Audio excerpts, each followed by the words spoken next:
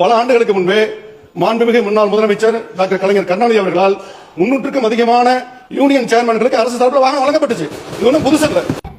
இதுவும் ஒன்னானு சூரிய அவர்கள் கேட்கிற மாதிரி கலைஞர் அவர்கள் சம்பளமே இல்லாத யூனியன் சேர்மன்களுக்கு காரு கொடுத்ததோ, மாசம் 1,05,000 ரூபாய் சம்பளம் வாங்கக்கூடிய சட்டமன்ற உறுப்பினர்களுக்கு காரும், அது பத்தாதுன்னு அதை பராமரிக்க 75,000 ரூபாயும், உதவியாளருக்கு 25,000 ரூபாய்னு மொத்தம் 1 லட்சம் ரூபாய் கொடுக்கறது ஒன்னா.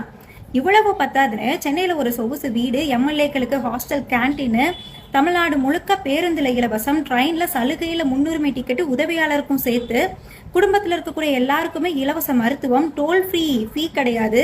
இதையும் தாண்டி மாதம் பதவிக்காலம் முடிந்த உடனே 30,000 ரூபாய் பென்ஷன், ஒருவேளை இறந்துட்டாருன்னா 17,000 ரூபாய் குடும்பத்துக்கு பென்ஷன், கூடவே 1 லட்சம் ரூபாய்க்கு இலவச மருத்துவம்னு இத்தனை சலுகைகளையும் அள்ளி குவிச்சு வச்சிருக்க அரசு கிட்ட இருந்து மட்டுமே இத்தனை சலுகைகள் வாங்கக்கூடிய சட்டமன்ற உறுப்பினருக்கு காரு கொடுக்கறதும், சம்பளமே இல்லாம 30 பஞ்சாயத்துகளுக்கு நேரடியா போய் நிர்வாக ரீதியா செயல்படக்கூடிய யூனியன் சேர்மனுக்கு காரு கொடுக்கறது ஒன்னா.